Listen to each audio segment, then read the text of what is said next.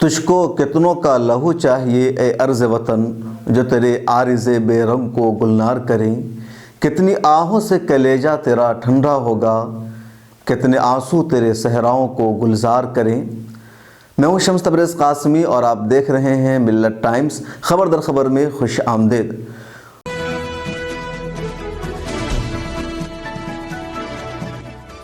آپ دیکھ رہے ہیں خبر در خبر شمس تبریز قاسمی کے ساتھ۔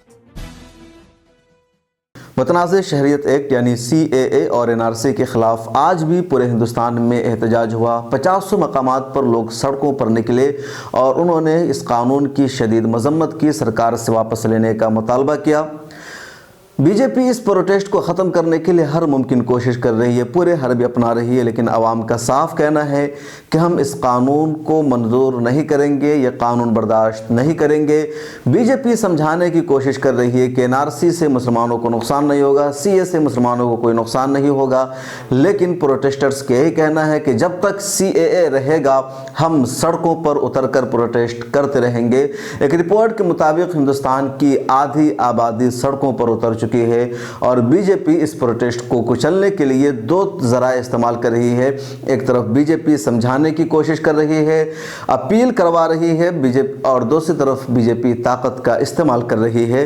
پہلے اپیل کے حصے کو دیکھ لیجئے کہ بی جے پی نے اپیل کرانے کے لیے کئی مسلم لیڈرز کا استعمال کیا ہے، اور آپ نے دیکھا ہوگا کہ اس دوران کئی ایسے مذہبی رہنما ہیں جنہوں نے خبر جاری کر کے مسلمانوں سے اپیل کی ہے کہ NRC سے انہیں نقصان نہیں ہوگا، CAA سے ان کا کوئی تعلق نہیں ہے، وہ احتجاج کرنا بند کر دیں۔ اور اس میں نمایاں نام ہے جامع مسجد کے امام مولانا سید احمد بخاری کا، اجمیر کے سجادہ نشین مولانا زین العابدین کا، مولانا کلب جواد نقوی کا جو معروف شیعہ عالم دین ہے۔ اس کے علاوہ بھی دپرین کی رپورٹ میں کہا گیا کہ کئی اور لوگوں سے بھی حکومت نے اپیل کی ہے کہ وہ مسلمانوں کو سمجھائیں کہ وہ پروٹیسٹ نہ کریں، اس قانون سے ان کا کوئی نقصان نہیں ہوگا۔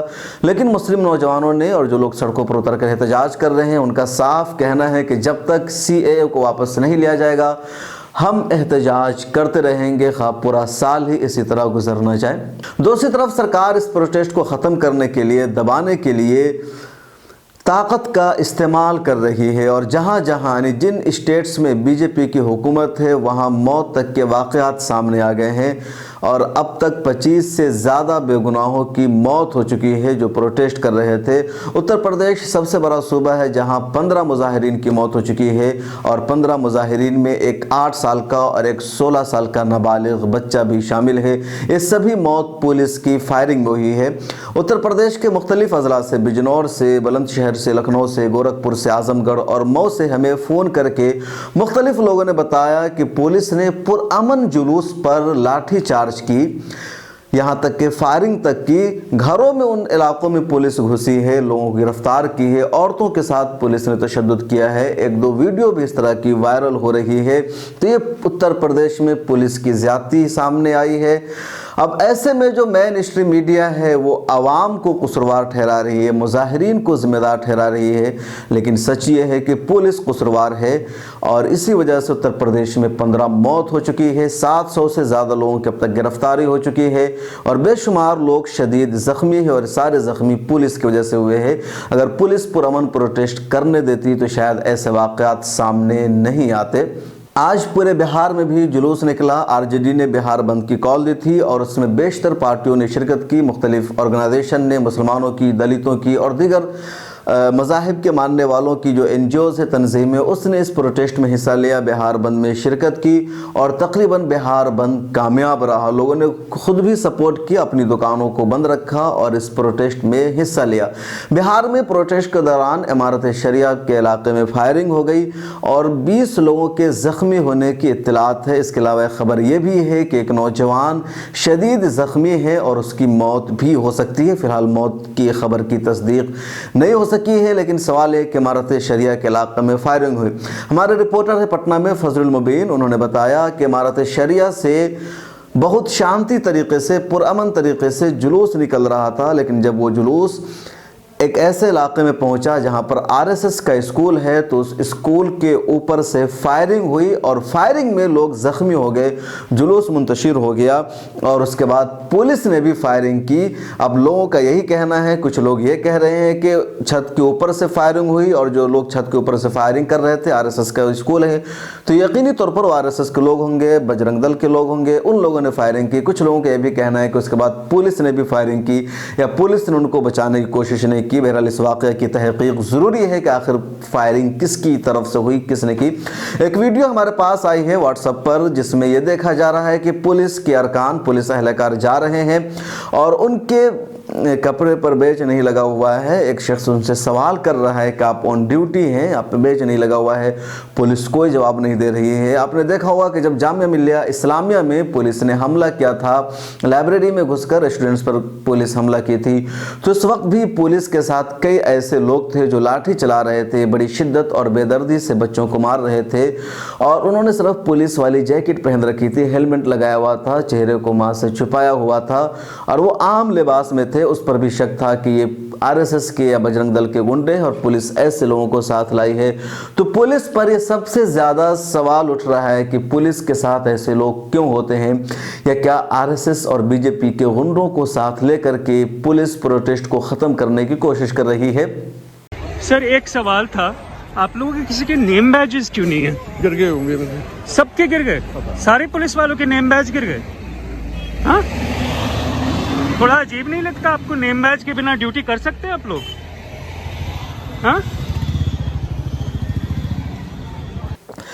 مغربی بنگال کے مرشد آباد سے اسی طرح کی خبر ہے، جہاں کرتا اور ٹوپی پہن کر RSS کے لوگ، بجرنگ دل کے لوگ ٹرین پر فائرنگ کر رہے تھے، ہجوم پر پتھر چلا رہے تھے۔ اس کی شناخت ہو گئی ہے اور کئی اہم میڈیا ہاؤسز نے اس کو رپورٹ بھی کیا ہے۔ تو کہیں نہ کہیں یہ بھی سچ سامنے آ رہا ہے کہ پولیس RSS اور BJP کے جو گنڈے ہیں ان کو ساتھ لے کر مسلمانوں پر اٹیک کر رہی ہے۔ مسلمانوں کے پرامن پروٹیسٹ کو پہلے ہنسا میں خود پولیس تبدیل کرواتی ہے اور پھر بہانہ بنا کر مسلمانوں کو مارتی ہے، ان پر لاٹھی چارج کرتی ہے۔ تو اس طرح کی جو رپورٹ آ رہی ہے صحیح نہیں ہے۔ CAA کے خلاف جو پروٹیسٹ ہو رہا ہے اس حوالے سے ایک اہم خبر یہ ہے کہ دلت رہنما چندر شیکھر آزاد کو 14 دن کی عدالتی حراست میں بھیج دیا گیا ہے۔ کل دلی کے جامع مسجد پر انہوں نے پروٹیسٹ کی کال دی تھی، وہاں وہ پہنچے تھے، لیکن وہیں سے پولیس نے ان کو گرفتار کیا، بعد میں چکمہ دے کر وہ نکل بھی گئے، پھر دوبارہ پولیس نے ان کو گرفتار کر لیا۔ آج انہیں کورٹ میں پیش کیا گیا، جہاں انہیں 14 دن کی عدالتی حراست میں بھیج دیا گیا ہے۔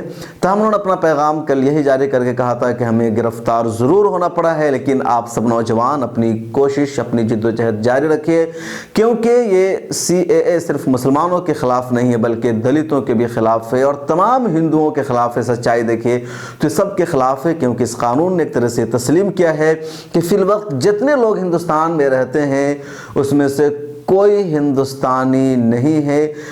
NRC کا جو پروسیس ہوگا اس کے بعد جو سرٹیفکیٹ ملے گی یا جو آدھار پروف یا ID پروف بنے گا وہی انڈین سٹیزن شپ کے لیے اویلیبل ہوگا۔ تو فی الحال اس قانون کا یہی کہنا ہے کہ کوئی ہندوستانی شہری نہیں۔ تو اتنا بدترین قانون ہندوستان کی تاریخ میں پہلے کبھی نہیں آیا ہے، اور اس لیے اس قانون کی مخالفت سب لوگ کر رہے ہیں، ہندو، مسلم، سکھ، عیسائی، کیونکہ سب کو لگتا ہے کہ اس قانون سے BJP ہندوستان کو تباہ و برباد کرنے جا رہی ہے۔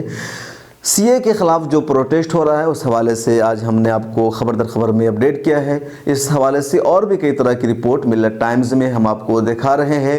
اس وقت ہندوستان کا یہی سب سے بڑا مدعا ہے، اور صرف ہندوستان میں پروٹیسٹ نہیں ہو رہا بلکہ واٹس ایپ پر ہمیں کچھ دوستوں نے دبئی کی تصویر بھیجی ہے، امریکہ کی تصویر بھیجی ہے، انگلینڈ کی تصویر بھیجی ہے، جرمنی، فرانس کی تصویر بھیجی ہے، سعودی عرب اور قطر کی تصویر بھیجی ہے، جہاں لوگ سڑکوں پر نکل کر پروٹیسٹ کر رہے ہیں۔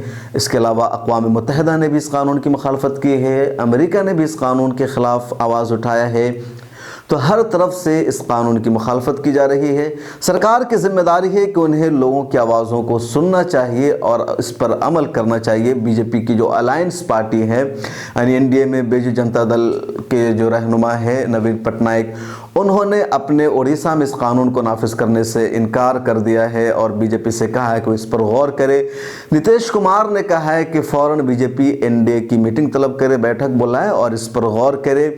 چراغ پاسوان جو لوک جن شکتی پارٹی کے رہنما ہے، انہوں نے بھی بی جے پی سے کہا ہے کہ CAA کے خلاف جو لوگوں کا غصہ ہے وہ اس کو کنٹرول کرے اور اس پر جو لوگوں کی بے چینی ہے اس کو ختم کرے۔ تو بی جے پی یا NDA میں بھی بغاوت شروع ہو گئی ہے۔ اس کا انجام آگے کیا ہوگا، ہم اور آپ دونوں کو انتظار ہے۔ ملت ٹائمز کی ویڈیوز دیکھنے کے لیے یہاں کلک کر کے سبسکرائب کریں اور ہاں بیل آئیکن ضرور دبائیں۔ اگر فیس بک پر دیکھ رہے ہیں تو پیج لائک کریں۔ تازہ ترین خبروں اور مضامین کے لیے وزٹ کریں ہماری ویب سائٹ www.millettimes.com۔ ہماری یہ website Urdu, Hindi, English تینوں لینگویج میں موجود ہے۔